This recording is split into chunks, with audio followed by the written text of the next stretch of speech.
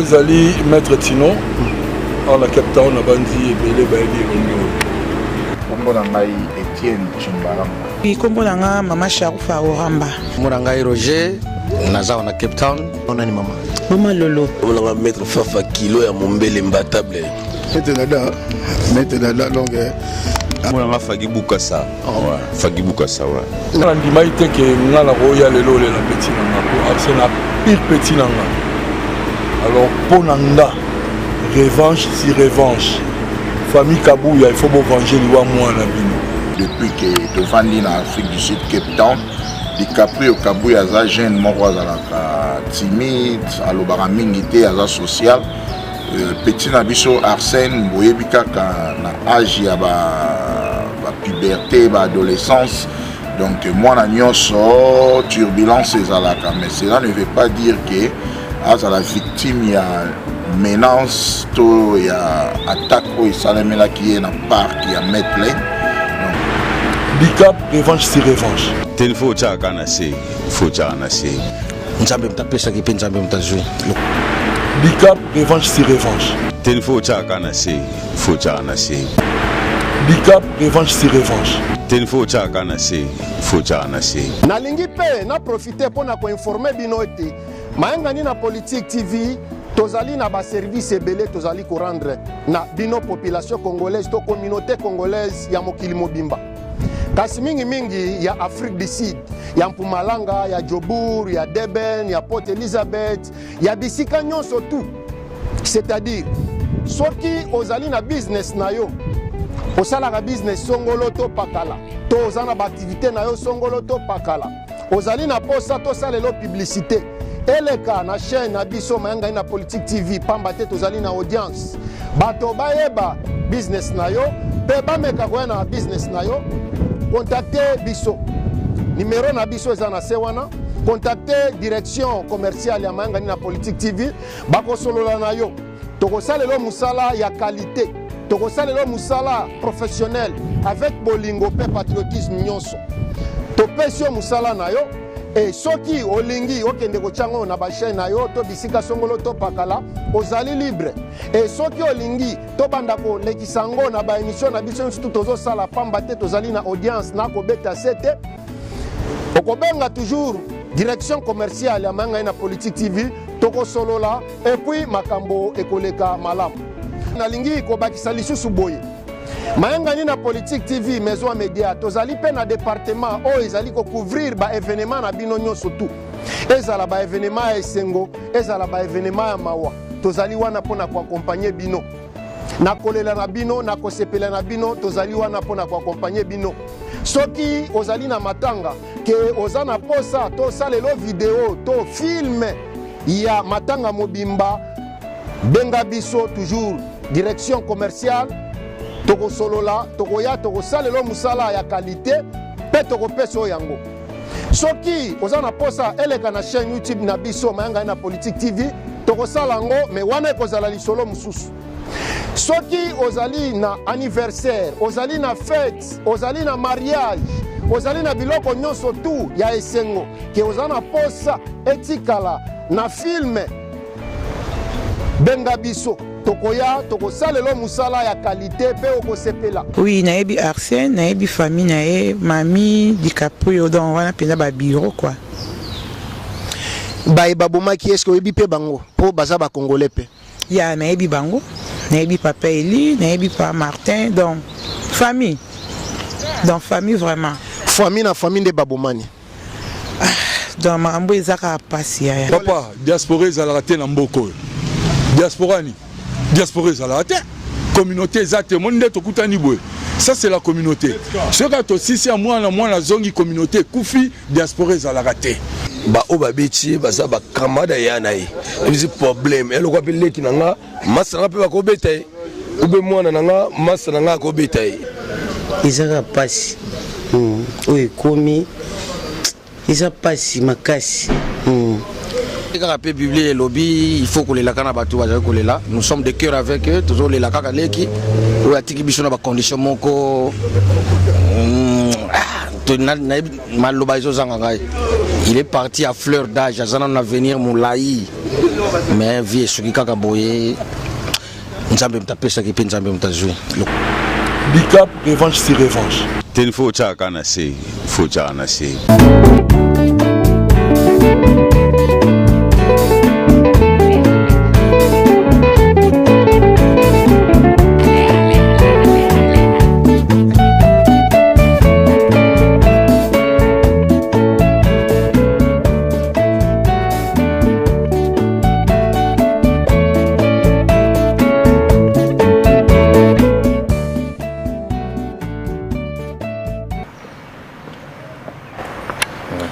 Batata ba mama bandeko wa bolingo naza déjà si bisika oyo ba supposé nzoto ya ndeko na biso congolais Arsène Kabamba Kabuya oyo babetaki babomaki epa ba congolais lelo ezali mokolo enterrement toza awa na Western Cape Town Mada City na Afrique du Sud tozali lelo dimanche le 27 octobre 2024 tozali awa tozali kolela ndeko na biso Arsène Kabamba Kabuya oyo babomaki epa ya bakongolais bandeko na ye babomie na kati ya Afrique du Sud Cape Town.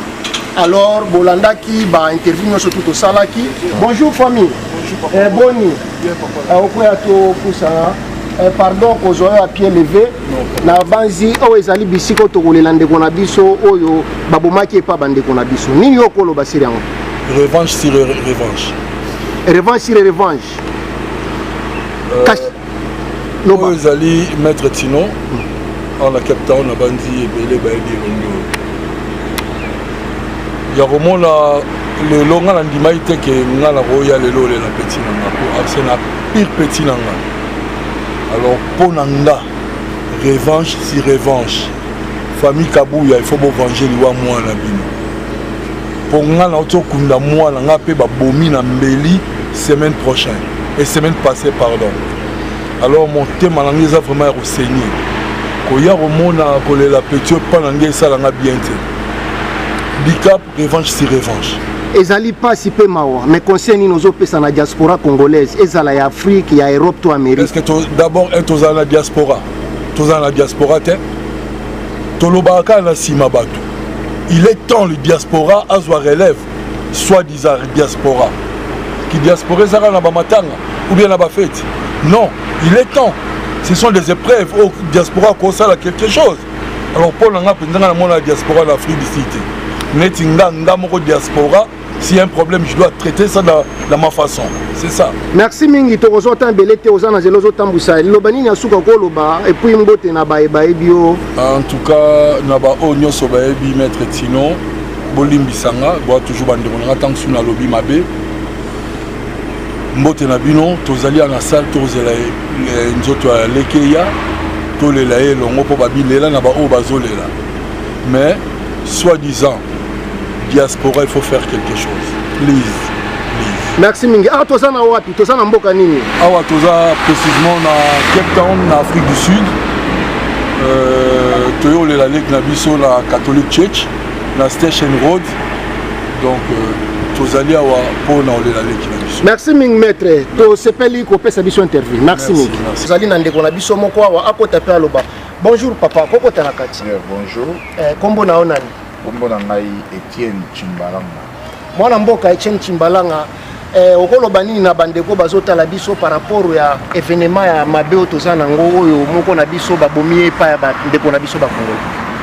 Juste message aux ezali na diaspora congolaise précisément à l'étranger ndenge tozali awa. Cape Town, Afrique du Sud et ailleurs biso batovani libanda eza pena mawa mingi ya ko vivre ba genre ya ba comportement ya ba civique bon.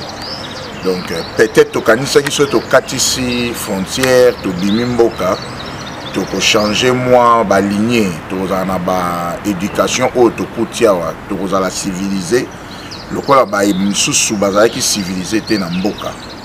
Mais ezali toujours regrettable na communauté congolaise.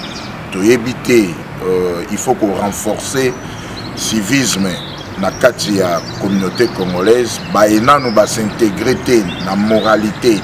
Donc batu bazali na ba immoraux ebele tozali na ba anti-valeurs tozali na batu o bazali ko détruire société. na kati na biso. En tout cas toza kosenga kaka gouvernement na biso ou bien na ba gouvernement ya bamboka tozali ensemble to travailler pour na ko rééduquer communauté congolaise ou azali kolinga ko s'intégrer toujours te na ba civilité moko oyo mutu normal akoki ko vivre yango moni ba incident ya boyoza kolika na kati ya communauté. Merci mingi mwana mboka, mais personnellement est-ce que ebaki mwana mboka Arsène Kabamba Kabuya? Vraiment très bien, tous en avons affinité parce que grand frère Naye DiCaprio ingénieur, DiCaprio Kabuya, Aza ami, donc de vivre dans la diaspora pendant plusieurs années. Donc tu y bani pas moins de 10 ans depuis que tu vendis en Afrique du Sud, Cape Town. DiCaprio Kabuya, Aza jeune, moro Aza timide, alobara mingité, Aza social. Petit nabiso Arsène boyebi kaka na âge ya ba puberté ba adolescence donc moi na nyonso turbulence ezalaka mais cela ne veut pas dire que aza la victime ya menace to ya attaque o esalemela qui est na parc ya Medlane donc toza vraiment kosenga na communauté congolaise vraiment to meka ko apprendre un peu kozala la civilité, qu'on vivre malam na communauté parce que tout ça qu'on condamné ba sud-africain ba bomaka mais par contre comme bisonde to komi ko bomana donc tout ça na problème ya mboka este to vandi sous libanda awa bazolinga ka toujours ko continuer na ba même comportement net ba rebelle to considérer bango bazali na ngambu ya ba M23 par contre to yaki awa pour na protection to yaki awa pour to tanga to yaki awa pour to acquérir connaissance moko boye oyo tozwa quitter na mboka mais alors tout moni bande ko na biso bazali ko se comporter ainsi ba pasteur ba pantisango ba docteur ba professeur to meka un peu ko recadrer ko rééduquer communauté congolaise. Merci mingi mwana mboka melilo bani nokoloba na famille ya Arsène Kabamba Kabuya o na minute oyo bazali akozuka ba perdre ya bango ndeko mwana yaya bazali na pasi na motema nini okoki ko yebisa bango na minute lokola moko ya ba congolais moko na biso tutoza na pasi mais famille ndeza na pasi makasi koleka biso nini oyebisa bango? Vraiment, nous sommes ensemble avec la famille, c'est pour cela que nous sommes ici tous pour réconforter la famille. Donc encore une fois mes condoléances à la famille Kabuya. Et puis on a aussi na bango batika nyonso na maboko ya Nzambe, c'est la justice de Dieu qui justifie. Donc justice pe ya biso ya mokili awa ba kosala musala na bango makambo nyonso eza en marche wana ezali discrétion moko judiciaire oyo etali baavocat familial na bango na famille Kabuya. Nzambe pe azali courage toujours à la famille. Nzambe nde moto azali maître de tout. Donc nous sommes ensemble avec la famille. Merci mingi mwana mboka, merci pour l'interview. Batata ba mama bandeko wa bolingo toza toujours na bisiko wapi ba exposer zoto ya ndeko na biso Arsène Kabamba Kabuya oyo babomaki na parc à Medlane nde ba uti ko expliquer bino d'une façon to ko expliquer te abetami lokola nyama babomi lokola nyama et pas ba congolais communauté na biso na biso tozo bomana toza na mama awa. Bonjour maman. Oui, bonjour papa. Et kombo nani ba bazolanda ba s'il vous plaît? Oui, kombo nanga mama Sharouf Oramba. Mama Sharouf boye malamu na émission na biso tokutani na occasion ya esengote na occasion ya mawa. Est-ce que webi ndeko na biso babomaki Arsène Kabamba Kabuya? Oui, naebi Arsène, naebi famille nae mami DiCaprio donc wana penda ba bureau quoi. Babomaki est-ce que webi pe bango po baza ba congolais pe? Ya naebi bango, naebi papa Eli, naebi papa Martin donc famille. Donc famille vraiment. Famille na famille de babomani. Donc mambo ezaka pasi ya.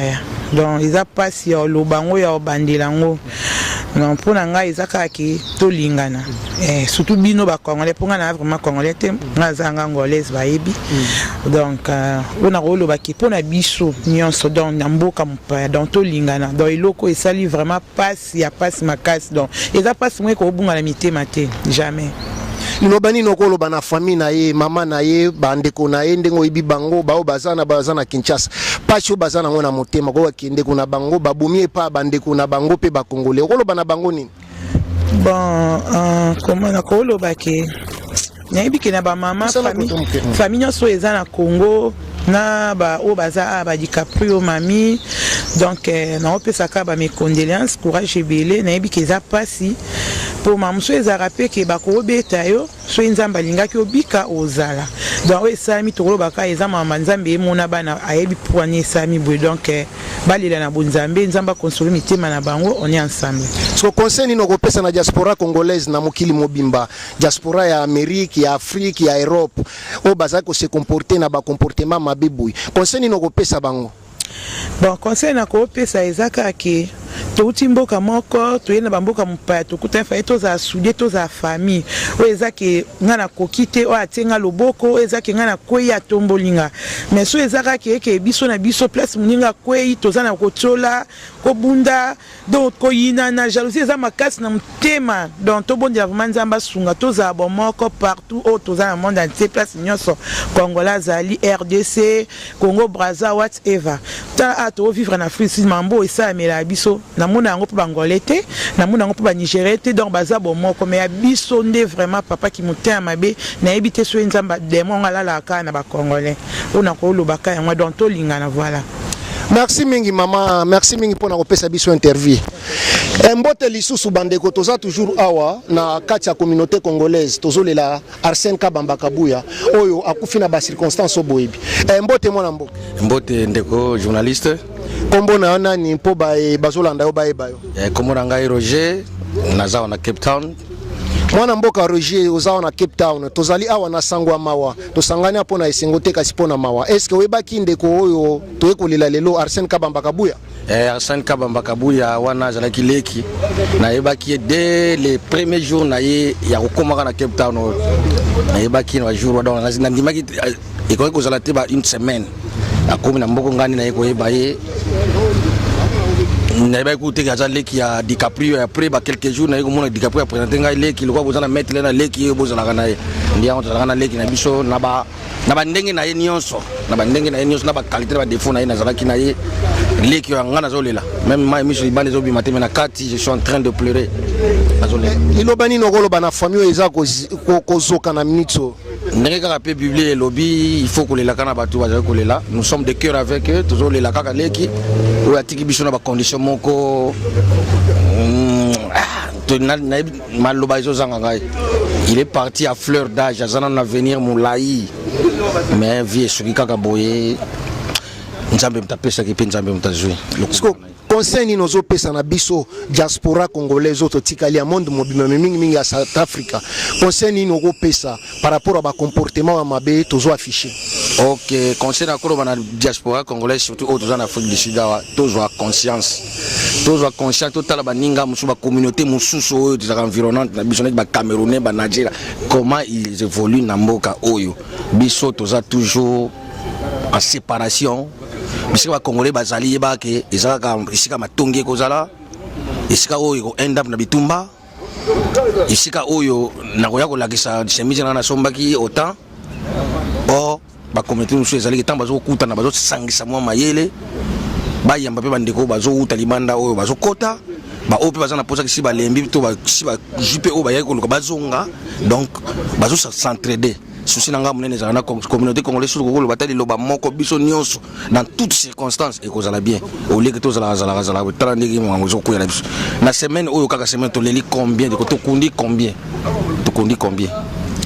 merci mingi mwana mboka mbote na batu moko mibale o ba zolanda mais ngade mndako remercier monsieur journaliste pour la première fois je rêvais participer na chaîne na yo lelo naza vraiment na esengo ko leka na chaîne na yo mbote nanga mingi na le grand cameraman natanga kombote ya na pesi bambote nanga mingi toujours na congolais nyonso ozaliawa na bana nanga na Kisasa bomo na papa yeyo nazali toujours en vie na baninga nyonso batika na Kisasa bambote na bino chaîne na bino yango yo bolanda chaîne ba information bo soutenir Yeah, merci beaucoup. Merci mingi mwana mboka. Toza toujours awa na diaspora congolaise. Tomoni moko ya ba diaspora congolaise azalia. Mwana mboka mbote. Mbote no makasi grand journaliste wa Simbi Cape Town. Mbote no makasi. Kombo na nani bazolanda yo baiba. Kombo na maître Fafa kilo ya Mombele imbattable. Imbattable. Maître Fafa kilo ya Mombele. Ngana kilo ya Mombele imbattable. Awa tozali na Cape Town Afrique du Sud Mada City. Bisiko wapi toyo kolela moko ba congolais na kombo Arsène Kabamba Kabuya. Est-ce que webaki? Neba makamona bien na nolande ika quiet na atala ndenge kindi mais na regretta ki makasi ba obabeti baza ba kamada yana yi ezi problème elo kwa peleki nanga masanga pe bakobeta ube mwana nanga masa nanga kobeta isala nga passe mais to kunda to ibano makamo tuza na Cape Town. Merci mingi liloba nini okoloba na famille eza kozoka na minute et puis conseil noko pesa na reste diaspora. Nakolo bate pas éthique la kolonde quoi biso ba camarades to bosani mais hier otika na choc na motema na peseka courage masa na ngai dikapio za courage mobile aiba muto olela na muto omelala po to sekaka to melaka mena motema balinga te neti ngabe na yebi ibele balinga ngate awona bakana sa rebelle po ibele balinga ngate mais akolo bango na miso ngate on pa ngona me benga ka rebelle nakabe imbattable na maître ya kombo pe ya kombo ina te banda awa te banda Congo na ye pe na posa na Jobu na posa pe na Cape Town omune miso so batali ba olanda bi wana aza imbattable na banga bituma ya cop nanga mais na respectaka mutu to apara to boti to za bana na mona mutu mona betie beti mutu mobe na kena ndaku mwana yo tala ta papa biso abetaki ba âge ni ba âge ba na ba 16 ans ba 17 ans ni ba kosa ba biloko na biso to resta mettre so dada ta mettre dada za moi ne pe pomba ce qu'on a manqué mettre dada mona a manqué opera mettre chino na manqué mona ba manqué on to respecter ba mettre yo po lobila ngope ba respecter biso. Merci mingi mwana mboka maître to za pe na bana mettre lem please à part Zulu Teguma o msuboyate mbote maître. Yeah, merci beaucoup Mbote bonjour. Kombo na onani bazolanda yo baeba. Ngai mettre dada donc avec à part ça papa la chanson Jigoro baebi nga baebi. Bon toye ko lela petit na biso vraiment donc leki ya DiCaprio petit Arsène. Donc toye lela ya parce que ilo wone sa biso mawa parce que petit ça na biso tozali ba événement mingi za na Cape Town en tout cas tozali surtout Woodstock Salt River Medley, Brooklyn, Pérou, donc la place est belle, tous on a petit Moronzunzo. Bon malgré tout ça va comportement na hier vivre donc tant na comportement na vivre bon na likambo les cas en tout cas ils a choc na biso surtout ils a bien bon et corriger pe biso que non totika ba bitumba libanda eza mabe mingi tani to kufela petit na makambo donc ya buzoba ezanga na motina dikolo masanga komela masanga ba coopération koti ba bagarre bimi allez mutu ya kufa donc mutu pe abomiye azape mutu moko abunda na ETP azale mutu moko azape calme mais l'esprit m'a bêta en tout cas et ça qui bien té donc photo c'est corriger biso na biso vraiment parce que tant que esprit m'a bé yaka to ba ngoti olobi malamu maître mais ce qu'on concerne nos pesa na diaspora congolaise ya mokili mobimba ya Afrique ya Europe ya Asie ya Amérique mais mingi ya Afrique du Sud concerne nos pesa biso bato tikali ozo conseil biso nani bon conseil ça que non on peut ça conseil pour le monde entier en tout cas toyokana vraiment toyokana toza ba congolais biso nyoso toyokana vraiment parce que biloko eleki oyo ba pays monsieur et qui biso makasi mais c'est qui biso mingi vraiment donc sur tel surtout ba sud africain pour biso vendre dans l'Afrique du Sud ba c'est qui biso mingi ba biki non comment ba congolais boko ba bino donc toyokana vraiment moi likambo yo za ndenge nini toyeba ne to ko traiter en tout cas ils a vraiment bien été donc toyokana ils a bien été vraiment likambo donc et plaire biso nyo surtout vraiment tous en maïle dans le monde entier vraiment et le bilango Patrick Chimanga, le journaliste le plus célèbre, à l'objet toyokana vraiment dans biso wa congolais même moni muninga vraiment ça attend passer aider donc aider vraiment donc ça été que non ba menace moko mutala no kufa vraiment ils a bien été donc mutu ba ndimete ka kufa tala to amle leka donc tozo lela le to ko kunda donc tozangi kaka boye bon naza mako kosenga masori vraiment na famille mobimba ya DiCaprio grand frère na ye famille mobimba lo na petit Arsène na osenga masori na famille vraiment bolimisa biso donc ezali mokano moko tondimaki tike woya donc biso pe totikali vraiment tozoma ile totika babitumba pamba donc merci mingi mbote moko mibale na bayebi yo pe bazolanda yo bon na pesi ma diaspora congolais nyonso mote vraiment na pesi ba journaliste na biso pe o ba osala ke tozala na pesi bango mote mingi bon na pesi pe vraiment ba jidora 100% jido donc na pesi bino surtout mote na ye mo grand maître Soulé na pesi bino mote mingi vraiment donc maître Roda na pesi bino mote bon na ndenge so ya suka na bosa mo lo mwa moke bala ya Metlen en tout cas makambo eko leka awa na ndenge kino mutu akoya kosala elo moki aloba soni en tout cas tozala na maîtrise tozala parce que kamone ekoi na commune presque na place mosusu ekoi na Metlen donc tozala na maîtrise mingi donc so likambo wana eye mutu aye kosala ko aprovoke en tout cas tondima mpasi wana ezala mo problème te eza te keno areproche biso oyo beti ya likofi mba moko te bongo bien ti parce que likofi vraiment boma donc tobanga ngo en tout cas merci vraiment donc merci mingi maître biso nde tosengi merci pana yo tozali na ndeko na biso aza moko ya ba diaspora congolaise Afrique du Sud ana Cape Town Mada City mbote ndeko ouais nde mbote papa kombo na onani kombo na Fagi Bukasa ouais Fagi Bukasa ouais namoni oya wa kulela ndeko na biso Arsène Kabamba Kabuya est-ce que oyebaki personnellement ouais normalement na ebaki vraiment na ebaki azaki un bon garçon abanda sola bien ouais bon ndeka makambo yaka bon ndele plutôt kulela mato mais na ebaki azaki na mutu malamu merci mingi koloba ke oyebaki aza mutu malamu et puis présence na pona kolela conseil no kopesa na biso ba congolais totikali ya diaspora izala ya Afrique du Sud ya Amérique ya Europe partout na monde na ba comportement conseil no kopesa biso poto zape moko kasi na diaspora ten fo chaka na se po oyebi lobité oya bundisa mutu mususa ko yede lobi mais obundisi obi obomi obi osali mabe lobi oyebite donc faut sola bien faut chaka na se merci mingi nini okoloba loba suka kopesa mbote moko mibale mbote na watu nyonso tu toyekolela donc toyeba lobi ni tokosala ouais kubeta na bunda ya société. Merci mingi mwana mboka. Merci papa. Merci maman. Bonjour papa. Tomoni awa na kati ya église pona kolela ndeko na biso Arsène Kabamba Kabuya webaki.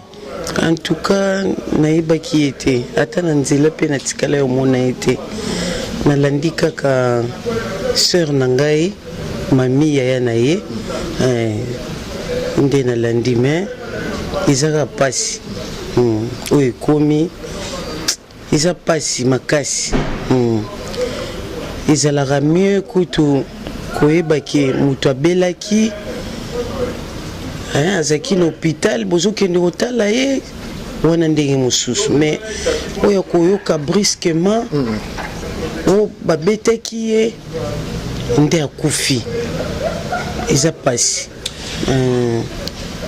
yongo na kaka ezali pasi mais lelo bini nokoloba na famille o bazana pasi makasi koleka miso famille na ye ni nokoloba na bango na ngonga pasi makasi na pesika mes condoléances na famille mobimba nzambe nde mutu azwaka donc ye mpe nde mobondisi donc apesa bango ka kimia na nyonso. Merci mingi mekombo na ona ni mama Lolo. Merci mangi mama Lolo. Bandeko batata ba mama bandeko abolingo toza awa na ba congolais esengeli baloba sur diaspora maître olobini ni sur diaspora papa diaspora ezalaka te na mboko diaspora ni diaspora ezalaka te communauté ezate monde tokutani boye ça c'est la communauté ce que to sisi ya mwana zongi communauté kufi diaspora ezalaka te. Merci. Mais moi Namboka, yo lobini ni Sirma et moi Namboka uchi. Bon, et là mettre à lobby, il y a rien à commenter. Donc diaspora congolaise na surtout na Western Cape en tout cas à zéro. Combonani. Ngana za évangéliste Peter Bango Bango. Osana conseil ko pesa na ba communauté congolaise ndengo boy ko benga o diaspora. Bon, conseil zaka ke foka to milengela ko mibatela. Ko ba ndenge ya kotambola et puis kotambola sous na banga nzambe. Toza na nzambe, to linga Yesu, toza na Yesu. Parce que ville lo sans Yesu za ma na mingi. Merci. Ya mutu ya yango. Merci. Mwana mboka kombo nani? Kombo nanga papa Boni.